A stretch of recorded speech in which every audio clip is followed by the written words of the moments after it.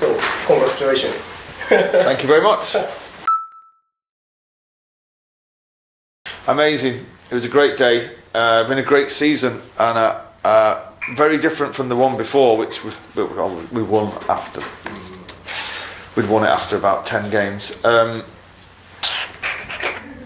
Amazing, stressful and exciting, and everybody got involved in England. It was great. The title race came alive, and I think most of the people wanted City to win it, but most of the people in the media wanted Liverpool to win it. So it was great to win it on the last day, and it's amazing. すごいいい気分で日本に来れたんじゃないかなっていう。Yeah.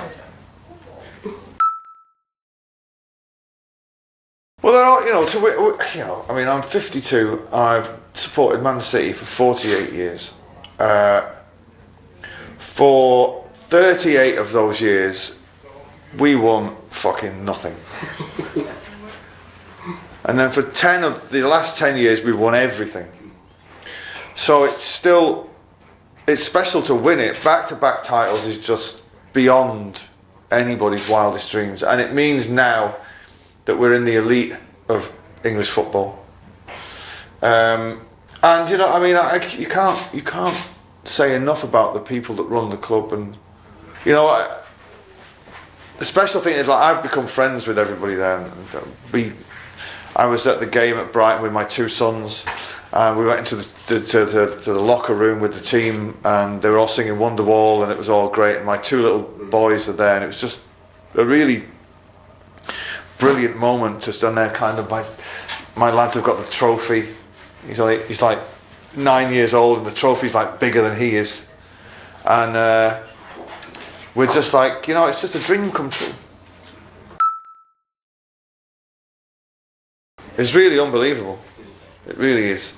And to get to experience these things as a fan is just amazing. And they are such great guys.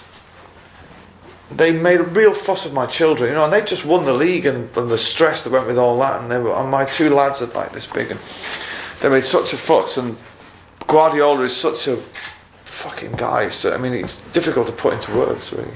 But these are really fantastic moments for the club, and everybody realises, it's not going to last forever. We've got to enjoy it now. It's like, 10 years from now, we might be, we'll still be a big club and all that, but they might not have this level of success. But so we're all enjoying it now for what it is, and just trying to savour it all. Wow, I can't, when the bands all sing it, it's unbelievable, you know what I mean? Because it's like it's part of that thing, or what you did or what you do is ingrained into the fabric of the club and into people's lives. It's such a great honour and such a great feeling to think you're just part of it in some small way, and it's amazing. Yeah, I don't take it for granted either. You know what I mean? It's an incredible thing.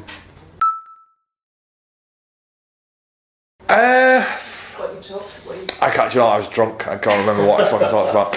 But no, it's just a real.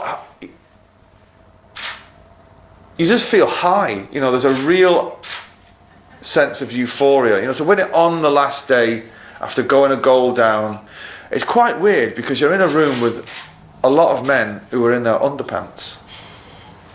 And you're not in your underpants. You're fully clothed, and everyone else is naked except for flip-flops and underpants.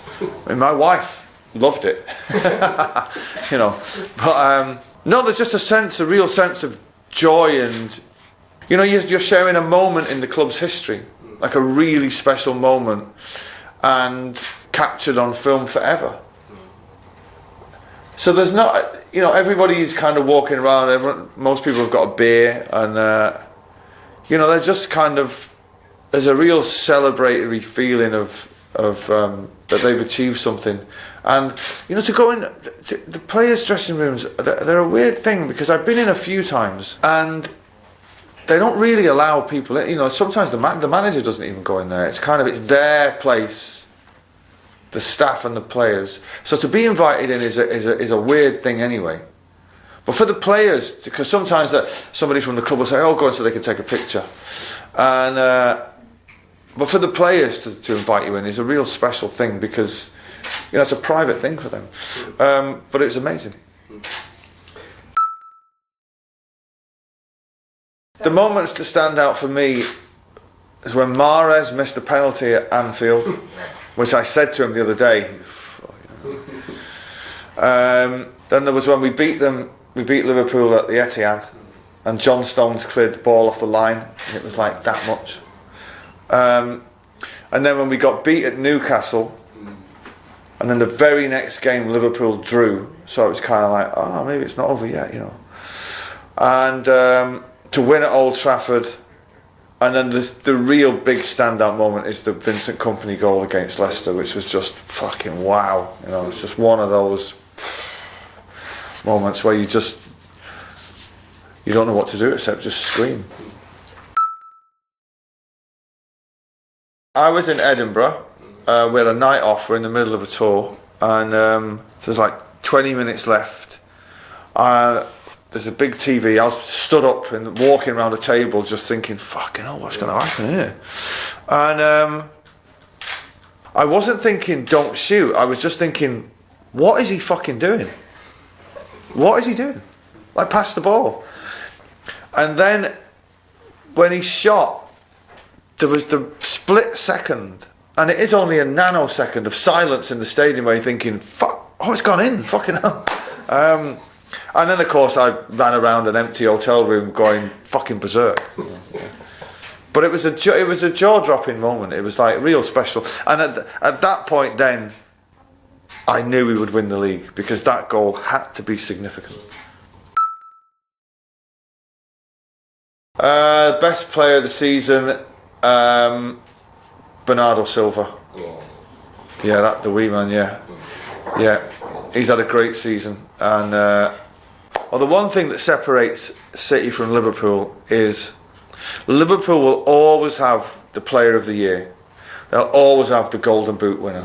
They'll always have the Golden Gloves winner. And they've always had that.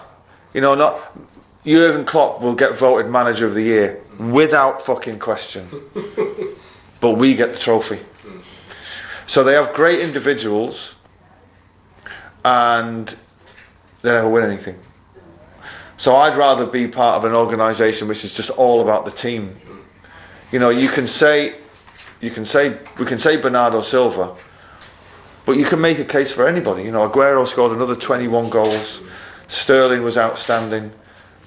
Kompany virtually won it for us. You know, so what Guardiola does is he doesn't like superstars. It's all about the team. You know, if we think of we've never had the most expensive player in the world. Yet we spent all this money, and yet still don't pay the biggest wages, don't pay the biggest transfer fees, haven't got the biggest wage bill. You know, there's other teams that do all the spending, whereas City buy lots of lower level players, but they fit into a structure. The team is the most important thing. Just the way that it happened, you know, that game was one of the best games of football I'd ever seen. And I was watching it in fucking Barbados on a shitty fucking TV, and I thought we'd done it, and then VAR, and it was heartbreaking, but not because I thought we could win the Champions League. I don't really care about the Champions League, to be honest. The Premier League is by far and away the most important trophy that you play for. It was just heartbreaking for the players, because maybe David Silva now and Sergio Aguero and Kompany, maybe now they've just got one more chance to win it. But I'm sure they'll accept that. You know, no, you can't win everything. You know what I mean? Most City fans would rather win the league than win the Champions League, I think. But there's always next year. You know. Are they really? Yeah. No way. First of all, the biggest superstar in the entire organisation is the manager. he goes crazy on the touchline. He's got fucking, I don't know what he's up to. It depends how many, because there's no World Cup this year, most of the big players will be here. So we watch them so often on the telly, there's not going to be anything out of the ordinary, but if we buy some new players, I suppose they'll be here first, you know. So it would be interesting to see who they are and how they play. But nothing, just to see the team, and they'll have a new kit. And I don't know, I didn't know they were coming to Japan. It would be a bit of a privilege to come and see them here, actually. But yeah, the style of play won't change. It'll be the same. It'll be great.